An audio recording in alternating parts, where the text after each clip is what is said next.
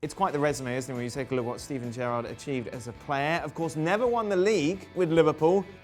Has won the league, though, as a manager, of course, with Rangers last year, stopping Celtic, making it 10 in a row.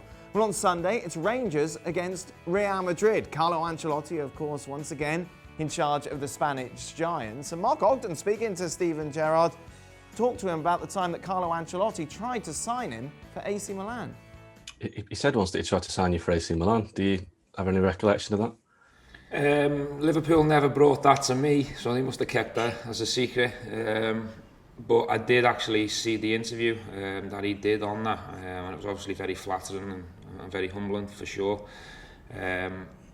Listen, I was very happy at Liverpool. There's no way in the world any team would have got me away from there at that time. You know, I was going into the peak years of my career from a personal point of view. And I was really happy and content to try and be successful with Liverpool, but when a name like Carlo Ancelotti or AC Milan talk about, you know, wanting to have you as a player, it's certainly very flattering. When he left Everton, for a couple of days, your name was mentioned with the job, and I don't think anybody actually thought you were going to go to Everton, but maybe the fact that Benitez has gone there is a bit of equally surprising. I mean, how do you view that? I don't think it's equally surprising because, you know, Rafa's not born in the city. He's not a Red through and through. He never played against Everton for 20 years and competed against them. So I think both situations are very different. You know, Rafa's his own man and make his own professional decisions. It was no surprise that, you know, he wanted to get back into the Premier League at a big club and have the opportunity to compete against all the top teams in the league. So I wasn't very shocked and surprised at all, in all honesty, with Rafa. But I was very shocked and surprised that my name was linked to the job. I don't know where it come from, whether it was paper talk or there was any truth in it, I'm not sure.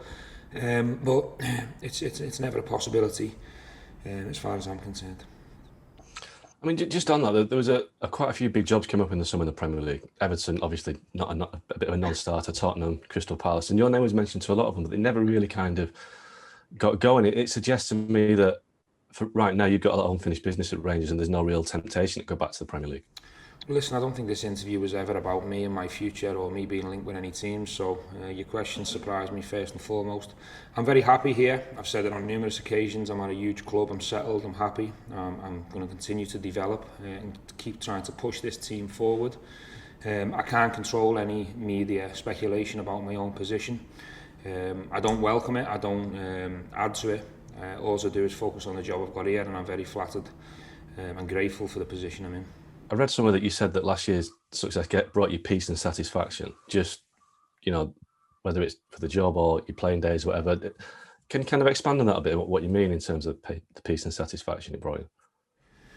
Well, I hadn't won for a long time. You know, for the majority of my career, I always competed come the back end of the season to try and win trophies. I think it's been well documented that I never won the Premier League as a player, and then obviously I went off to LA and then I started my coaching badges at Liverpool's youth team, and a lot of time had passed by with that opportunity to compete. I obviously took this job just over 3 years ago now, and that gave me the opportunity again to compete and try and get that winning feeling back from a personal point of view. And the wait was certainly worth waiting for, let me tell you, because it felt ever so good. Big relief, obviously, to get that first big trophy in the bag from a personal point of view. But obviously just reminiscing and thinking back over my own personal career, to feel that winning feeling again and get a winner's medal over your neck, it was ever so satisfying. Let's talk about England before you go, and what you thought of the Euros and how it went. Came very close, obviously. Yeah, extremely close. It was obviously finger-biting stuff in that final. I thought the players were magnificent from start to finish. It was an absolute pleasure to watch them as a supporter. I was devastated that they never got over the line and got it done in the final, because I thought it would have been a fantastic reward for the whole country, you know, with what everyone's been through in the last 16, 18 months. But there's certainly no finger pointing or blame on any of their shoulders, because they've done the whole nation proud. Every single one of them, the whole squad, the coaching staff and the manager should hold their heads up high, because I absolutely love the journey they took me on from a personal point of view, my household, my family.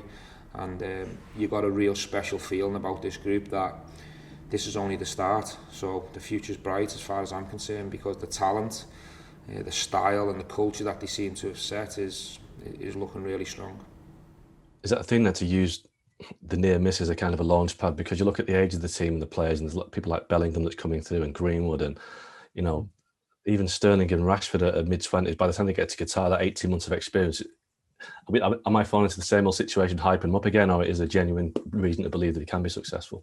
No, I think there's been years and years gone back where the hype's gone overboard, but I think when a team delivers a semi-final and then a final, and then you look around the squad, the talent, if these players can remain humble and hungry, and we can keep developing and adding to it, I think the experiences of the tournaments can only be a benefit moving forward.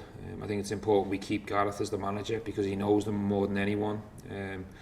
He seems to have the trust of the nation as well. So for me, you can't help the hype or the optimism, because they've delivered in the last 2 tournaments. The only thing they've got to do next time is try and go that one step further. We know it's going to be tough, but they've certainly got the talent to do it, in my opinion. Well, thank you very much for watching ESPN on YouTube. For more sports highlights and analysis, be sure to download the ESPN app. And for live streaming, premium content, and let's not forget as well, ESPN FC 7 days a week. Subscribe to ESPN+.